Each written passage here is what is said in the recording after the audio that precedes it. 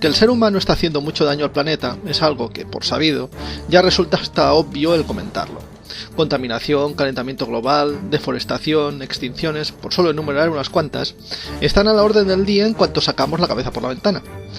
No obstante, y aunque pareciera que ya lo tenemos todo visto, el hombre, en su extrema capacidad destructora y aún mayor chapucería innata, siempre es capaz de sorprendernos y hacernos llevar las manos a la cabeza una vez más.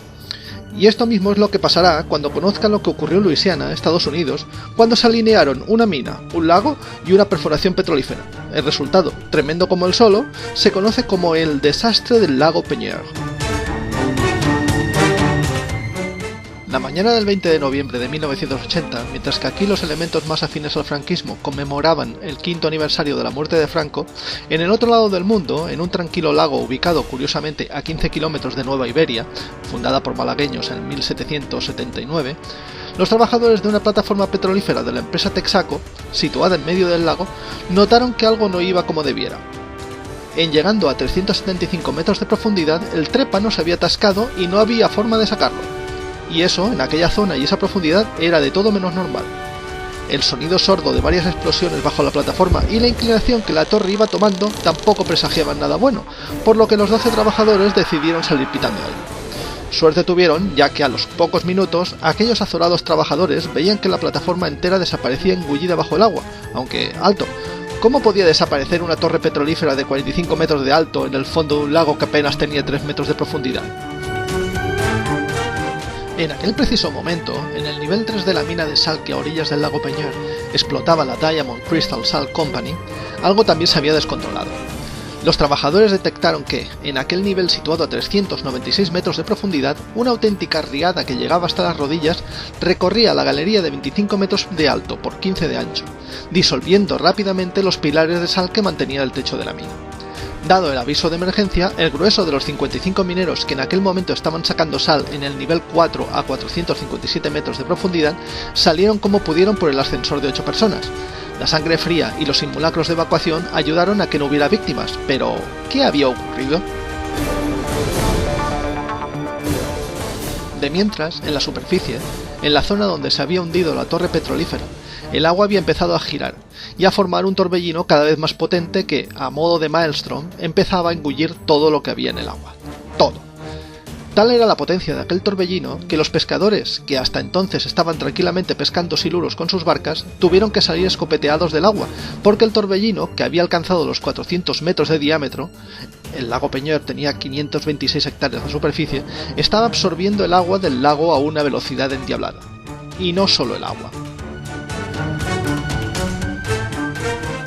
La fuerza desatada de aquel vórtice incontrolable, junto con el agua, empezó a engullir las orillas del lago, desapareciendo dentro de él trozos de bosque, árboles centenarios, casas, barcas y todo lo que pilló. Según los testigos, parecía que se avecinaba el fin del mundo, y no era para menos, ya que el remolino se tragó todo el agua del lago, 13,25 hectómetros cúbicos, superior a la capacidad del embalse de Fries, en tan solo 3 horas. Y no bastante con eso, en su infernal absorción se tragó 24 hectáreas de tierra firme, a la vez que hizo que el canal del Cambre, que usualmente era el drenaje del Peigneur, cambiase de sentido y empezase a introducir agua salada del Golfo de México en el lago. Canal que en su contracorriente arrastró al fondo del torbellino a 11 gabarras de mercancías, a la vez que formaba una cascada de 60 metros de alto. Si algo se parecía a un agujero negro en la tierra, sin duda era aquello. Sin embargo, ¿qué era lo que había pasado allí para semejante fenómeno?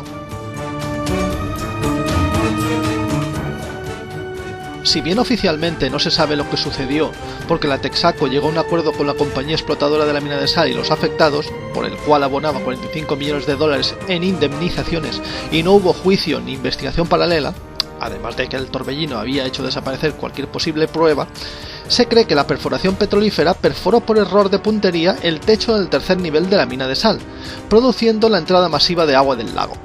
Se estima que fue un error en las medidas de geolocalización usadas por unos y otros lo que produjo el accidente, ya que ambas compañías conocían la existencia de la actividad de la otra. No obstante, ¿cómo pudo producirse semejante colapso a través de un mísero agujero de 35 centímetros de diámetro? Según parece, la presión del agua en el descenso descontrolado provocó la disolución de las capas de sal que atravesaba la perforación. De esta forma, conforme que bajaba más agua y derrubios hacia el interior de la mina, el agujero se iba haciendo más grande, aumentando exponencialmente su capacidad de absorción, rellenando de agua, sedimentos y desechos los túneles excavados en la extracción de sal. Túneles que acabaron por colapsar al disolverse a su vez los pilares que aguantaban la estructura y provocando que el aire del interior de las galerías se viera impulsado a presión, generando géiseres en la superficie que llegaban hasta los 30 metros de altura. Ahí es nada. Al final, el agua que entraba desde el mar, distante unos 20 kilómetros, acabó por rellenar todo el antiguo lago, el cual pasó de ser un somero lago de agua dulce a un lago de agua salada con una máxima profundidad de 60 metros, cambiando totalmente el ecosistema lacustre. El canal del Cambre, por su parte, una vez igualados los niveles, volvió a actuar como drenaje y el remolino, una vez calmado, expulsó a la superficie 9 de las 11 gabarras que había absorbido en su furia destructora. La mina de sal cesó la explotación por razones obvias, se llenó de agua hasta la superficie, y aunque no hubo víctimas humanas, se dieron por desaparecidos a 3 perros. Una alegría, vamos. En definitiva, un ejemplo más de cómo la capacidad del hombre de depredar el planeta es infinita y cómo, por mucho que se crea que se controla todo, un pequeño error de cálculo y un agujero de palmo y medio son capaces de desatar las más destructivas fuerzas de la naturaleza. Unas fuerzas de la naturaleza que, desatadas, no nos respetarán en lo más mínimo, ni más ni menos lo que hacemos con ellas.